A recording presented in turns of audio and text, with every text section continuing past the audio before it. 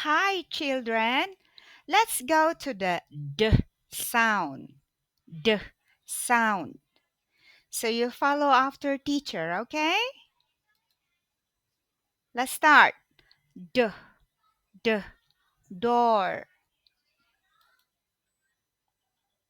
D, D, doll. D, D, dog. D, D, desk. D, D, drum. D, D, desert. D, D, doctor. D, D, dish. Remember, kids, dish could mean a plate, no food in it.